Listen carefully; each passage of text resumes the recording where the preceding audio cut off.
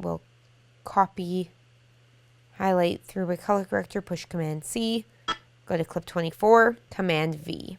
Okay, I'm going to bring the mid-orange up slightly, bring the dark part of the input level to 4.8, and the middle part of the input level I'm going to bring to the left a little bit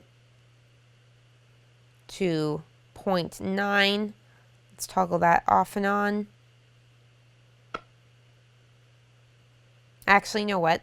Let's leave the input level middle part at 1. We'll copy, go to clip 25. We saw a similar clip to this earlier, back at clip 8 and 10. So let's scroll to the left on the timeline. There's clip 10. Highlight clip 10. Click on three-way color corrector in the effect control. Push Command C. Scroll back over to clip 25. As you can see, when effects are added to clips, the little effects square on the clip turns to purple. That's how I easily knew we were working on clip 25 because it doesn't have an effect on it yet. So I've highlighted it. I'll push Command V. Okay, let's go to 26. 26 looks similar to clip 22. So let's highlight clip 22. Click on three-way color corrector, push Command C. Go back to 26, highlight that, and push Command V. Highlight 27, Command V. I'm not happy with that, so let's reset effects. We will bring the master saturation to 130. Let's bring the mid-tones slightly orange, very slightly. And we'll bring the input level, the dark side of the input level, into 9.5. Let's toggle that on and off. Okay, with the three-way on this clip, it looks more dynamic now, so we'll copy that. Go to clip 50. Paste, toggle it on and off. Hasn't really made a difference in this clip. Let's bring the input level, the dark side of the input level, back to the left. Let's bring the white in the output level to the left a little bit. So 237.9. We'll toggle on and off. Okay, that adds a little more dynamics to the clip. So let's copy that, go to 32. Paste. Bring the white in the output all the way back to the right. Okay, I like the way that looks. Let's copy the latest effect. Go to 28, highlight it, and paste. Go to 38, paste. 41, paste. 30, paste. 39, paste. Okay, looking good so far. 37, paste. 40, paste. 29, paste. Now let's work on the dialogue parts. So we're at clip 12. We'll highlight that, paste. That actually looks pretty good. Let's scroll through to another part, toggle it off. I'm going to bring the mid input up to 1.2. Let's toggle it on and off again. Okay, yeah, I'm happy with that. So I'll highlight three-way color corrector, push Command C to copy that. Let's scroll over to 42, highlight it, push Command V. Let's bring the input level, the mids, down to 1. Okay, I like that, so we're going to copy that. Scroll over to 36, highlight 36, Command V. We'll scroll down. Let's bring the input levels, the middle white to 1. Let's bring the dark part of the input levels to 6.7. Now let's bring the mid up to 1.1. Toggle it off and on. Okay, for now, we'll keep the three-way color corrector like that. Copy this latest effect. And now we've gone to 44.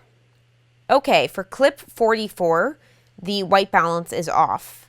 As you can see, it's outdoor. It was shot outdoors, but it looks like the white balance was set to tungsten white balance. So it was probably set to around 3200 Kelvin, but shot outside in 5600 Kelvin lighting. You can tell because the host skin tones are very blue, everything looks very blue. So let's highlight it, and I'll push Command V for three-way color corrector. We'll just reset this effect.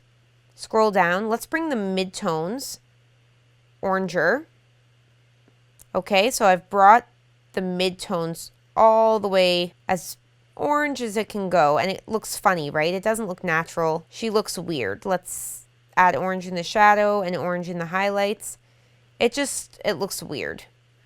This is where I'm going to use Lumetri. It has heavier processing power, but it does a much better job of correcting white balance. So let's click on three-way color corrector, push delete on the keyboard, go up to Windows, scroll down to Lumetri color and click on it.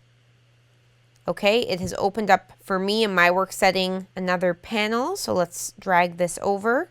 As you can see here, we've got the temperature.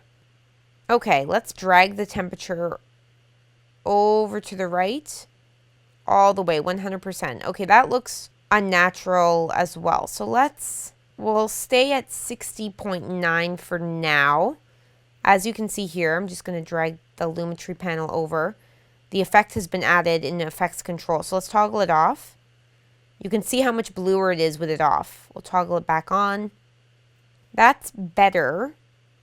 We'll do a few more adjustments with the Lumetri color, and then we'll continue on our edit and come back to it, because sometimes when you're editing and you're looking at a screen for a long time, your eyes start to get used to the coloring. So we want to make sure this looks good, and that's why it's good to rest our eyes, look at something else, and then come back to it. So we'll work on it a bit more for now.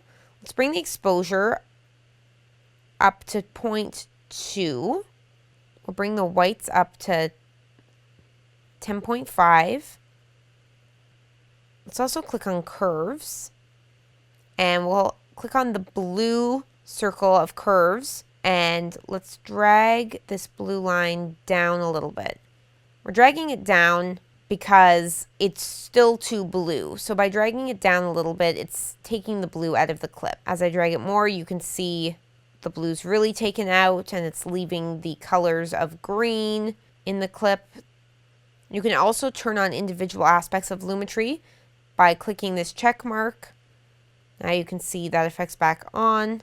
So I've moved the blue curve slightly to the right. Let's turn it off. Turn it back on. Okay, let's click on basic color correction. Let's move the blacks up to 20.3. Let's move the saturation to 115. We'll go over to the effects control panel, toggle the effect off, toggle the effect on. Okay, so it looks much better now. Let's hit this drop down arrow to bring Lumetri color up so we can't see any of the options that we were previously using. Let's go into the effects and let's type in contrast, and we'll bring the brightness and contrast effect over into the effects panel. Where it says contrast, let's type in 10.